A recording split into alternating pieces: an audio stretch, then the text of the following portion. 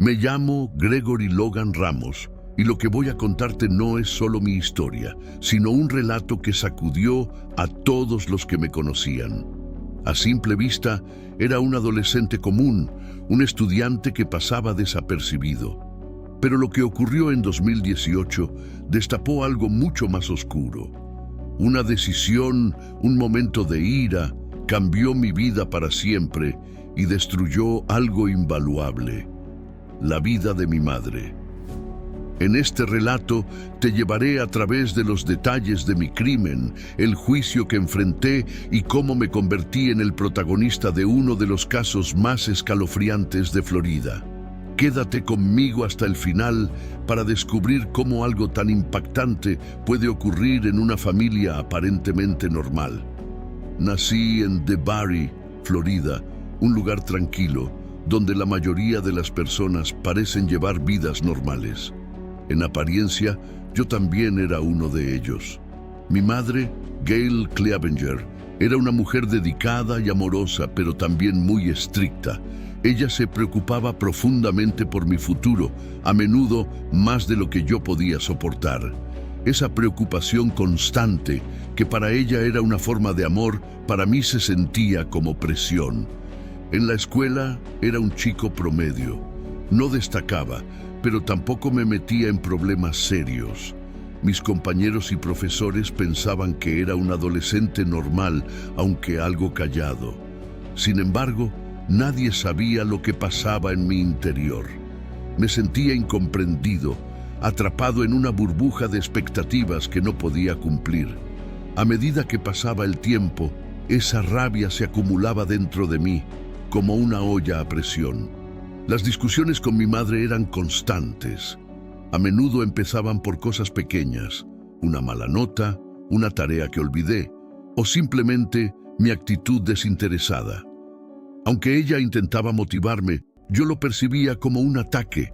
Me sentía invadido, como si nada de lo que hiciera fuera suficiente. Ese resentimiento creció, alimentado por mi frustración y mi incapacidad para expresar lo que realmente sentía. Mirando hacia atrás, sé que había señales. Mis explosiones de ira, mi tendencia a cerrar las puertas con fuerza y esa desconexión emocional que poco a poco fue creciendo entre nosotros. Pero nadie pudo prever lo que ocurriría la noche del 2 de noviembre de 2018. Todo comenzó como cualquier otra discusión. Mi madre había descubierto que había recibido una mala nota en la escuela y, como era de esperar, no estaba contenta.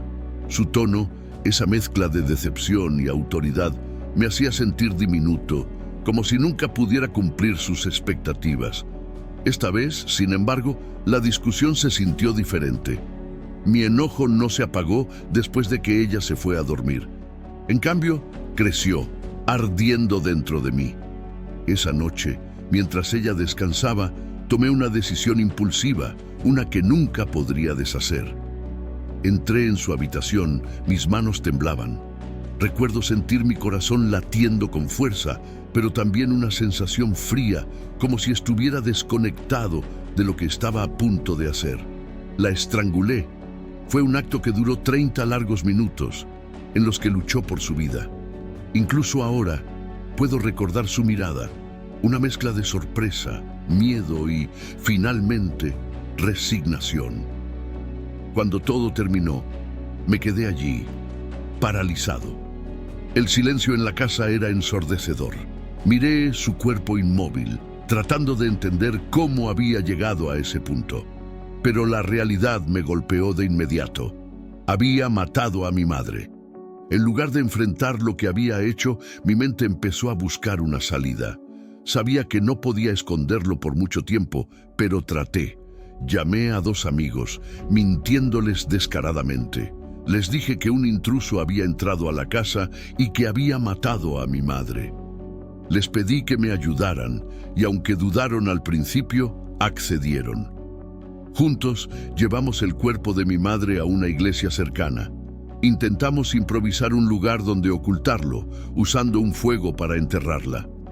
Mientras cavábamos, la gravedad de lo que había hecho seguía sin parecer real. Era como si estuviera viendo todo desde fuera, como si no fuera yo el que había cometido ese acto. Creía que nadie descubriría la verdad, que mi mentira sería suficiente, pero en el fondo sabía que lo que había hecho era algo que no podía ocultarse para siempre. Había cruzado una línea que no tenía vuelta atrás. Cuando el sheriff llegó a mi casa el día después de reportar la desaparición de mi madre, sabía que tenía que mantener mi versión de los hechos. Había ensayado lo que diría, que un intruso había entrado, que había encontrado todo desordenado y que mi madre había desaparecido. Pero no estaba preparado para lo que vendría. El sheriff, un hombre calmado pero intimidante, me miró con esos ojos que parecían ver a través de las mentiras. Su voz era firme, pero no agresiva. «Gregory, cuéntame exactamente qué pasó anoche», dijo, inclinándose ligeramente hacia mí. Repetí mi historia fingiendo desesperación. Le dije que había llegado a casa y que todo estaba patas arriba, que alguien había entrado y que mi madre ya no estaba. «¿Viste algo extraño? ¿Alguna puerta forzada? ¿Algo que no estuviera en su lugar?», preguntó. Ahí cometí mi primer error. Dije que la puerta trasera estaba abierta, pero olvidé mencionar que no había señales de que alguien la hubiera forzado. El sheriff notó la incongruencia de inmediato. «¿Cómo pudo entrar alguien si todas las puertas estaban cerradas?», preguntó con las cejas fruncidas. Me quedé en silencio por un momento, tratando de inventar algo. Mi mente corría, pero él continuó. «Sabes, Gregory, he trabajado en muchos casos como este, y normalmente las historias como la tuya no terminan bien para la persona que las cuenta». Sentí como si el aire se volviera más pesado. Podía notar que él sabía que algo no cuadraba, que mi historia estaba llena de agujeros. Me preguntó sobre los amigos que vinieron a ayudarme y sobre lo que realmente sucedió esa noche. «Mira, si hay algo que no estás diciendo, ahora es el momento. Las cosas siempre empeoran cuando intentas ocultarlas», añadió, mirándome directamente a los ojos. Por un momento pensé en confesar. Quería que todo terminara, pero el miedo me detuvo. Me aferré a mi mentira y traté de mantener mi compostura, pero cada pregunta del sheriff me hundía más en mi propia red de engaños. Sabía que el tiempo se agotaba y que no podía sostener mi historia por mucho más. Fue entonces cuando el sheriff se levantó, dejando la habitación en silencio. Lo siguiente que supe fue que empezaron a investigar más a fondo, y pronto toda la verdad saldría a la luz. Mis propias palabras, mis propios errores, terminarían atrapándome. Mi plan, cuidadosamente diseñado en mi mente, comenzó a desmoronarse en menos de un día. Después de reportar la desaparición de mi madre, la policía llegó a nuestra casa para investigar. Me senté en el sofá, tratando de parecer preocupado y angustiado. Les conté la misma historia que había inventado para mis amigos, que alguien había irrumpido en la casa, que había matado a mi madre y que no sabía nada más. Sin embargo, los detectives no tardaron en notar que algo no cuadraba. No había señales de una entrada forzada, y la escena del crimen estaba demasiado ordenada para coincidir con la descripción de un robo violento. Mientras me interrogaban, sentí cómo sus preguntas se volvían más incisivas, más directas.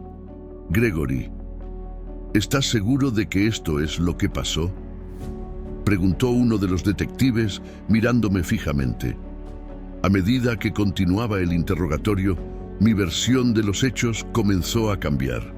Intenté ajustar mi historia a las preguntas que me hacían, pero cada mentira añadía un nuevo agujero a mi relato. Sabía que el peso de la verdad se estaba acumulando sobre mí.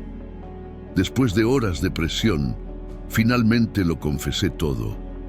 Les conté cómo había matado a mi madre, cómo había convencido a mis amigos de ayudarme y cómo habíamos intentado ocultar su cuerpo. Mientras hablaba, vi cómo los rostros de los detectives cambiaban. pasando del escepticismo a la incredulidad. Lo que había hecho era inimaginable, incluso para ellos. La policía recuperó el cuerpo de mi madre en el lugar donde lo habíamos enterrado. La brutalidad del crimen quedó clara para todos. Los informes forenses confirmaron la lucha desesperada de mi madre y el tiempo que había durado su sufrimiento. No había palabras que pudieran justificar lo que había hecho. Mis amigos también fueron arrestados. Aunque participaron en el encubrimiento, explicaron que yo les había mentido, que no sabían la verdad completa hasta después de haberme ayudado. Sus confesiones no los eximieron de culpa, pero los cargos que enfrentaron fueron menores en comparación con los míos. Al final, yo era el responsable de todo. El juicio comenzó rápidamente y fue tan devastador como inevitable. Los fiscales me describieron como un adolescente frío y calculador, alguien que no solo había matado a su madre, sino que había planeado cuidadosamente cómo ocultar el crimen. Presentaron pruebas contundentes, los mensajes de texto que envié a mis amigos, donde les pedía ayuda y les mentía sobre lo sucedido, y las inconsistencias en mi relato inicial. Cada detalle era una daga. La historia que yo había tratado de manipular para encubrir mi culpa ahora se volvía contra mí.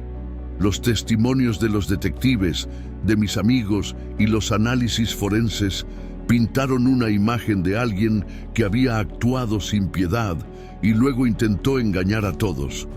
Mi defensa intentó argumentar que yo era solo un adolescente, que no entendía completamente las consecuencias de mis acciones. Hablaron de mis problemas emocionales, de la presión que sentía en casa, de mi incapacidad para manejar mi ira, pero nada de eso fue suficiente. Los hechos eran demasiado claros y el daño que había causado era irreparable. En 2019, el veredicto fue pronunciado: 45 años de prisión por asesinato en primer grado. Debido a mi edad al momento del crimen, se estableció que mi caso podría ser revisado después de 25 años. Pero eso no cambió la realidad inmediata. Pasaría gran parte de mi vida tras las rejas. El juicio no solo determinó mi sentencia, sino que también dejó una marca imborrable en todos los que estuvieron involucrados. La familia de mi madre, mis amigos, incluso los miembros de la comunidad, quedaron devastados por lo ocurrido. Mi crimen no solo destruyó mi vida, sino también la de todos los que me rodeaban. Ahora, mientras cumplo mi condena, paso cada día enfrentando las consecuencias de lo que hice. No hay excusas, no hay justificaciones. Solo queda el recuerdo de lo que perdí y el daño que no podré deshacer nunca. Día tras día, sentado en una celda fría y silenciosa, revivo cada momento de aquella noche. Las paredes de este lugar son testigos de mi arrepentimiento, pero no pueden cambiar lo que hice. Mi crimen no solo destruyó mi vida, sino que acabó con la de mi madre, alguien que me amaba y que solo quería lo mejor para mí. Nunca podré borrar la imagen de su rostro, ni el peso de lo que sucedió después. Es una carga que llevaré conmigo hasta el final de mis días. Este caso no es simplemente una historia de un crimen atroz. Es un reflejo de lo que ocurre cuando las emociones se desbordan, cuando no encontramos formas saludables de enfrentarnos a la presión, al enojo o a las frustraciones de la vida. La rabia y el descontrol pueden tomar el mando en un instante y en ese momento todo lo demás desaparece. Lo que queda son decisiones irreversibles y un dolor que nunca desaparece. En este tiempo de aislamiento he aprendido más sobre mí mismo de lo que creí posible. He reflexionado sobre lo que podría haber hecho diferente, sobre cómo ignoré las señales de alerta, no solo en mí mismo, sino también en mi relación con mi madre. Había oportunidades para cambiar, para buscar ayuda, pero las dejé pasar. No busco excusas ni simpatía. No puedo cambiar lo que ocurrió, ni reparar el daño que causé. Sin embargo, Espero que mi testimonio sirva como una advertencia para otros. Si estás enojado, si sientes que las cosas están fuera de tu control, busca ayuda. Habla con alguien. Toma un respiro, porque un momento de rabia puede destruir todo lo que amas. Para quienes escuchan mi historia, quiero que vean más allá del crimen, que entiendan que las relaciones familiares son frágiles y valiosas, y que cada día es una oportunidad para fortalecer esos lazos. Mi madre me dio la vida y en un instante yo le quité la suya. Eso es algo con lo que tengo que vivir, pero también es algo que puedo compartir para evitar que otros cometan los mismos errores. Si mi experiencia puede prevenir que alguien más caiga en este camino, entonces al menos algo positivo puede salir de esta tragedia. Que mi historia sea un recordatorio. Controla tus emociones antes de que ellas te controlen a ti.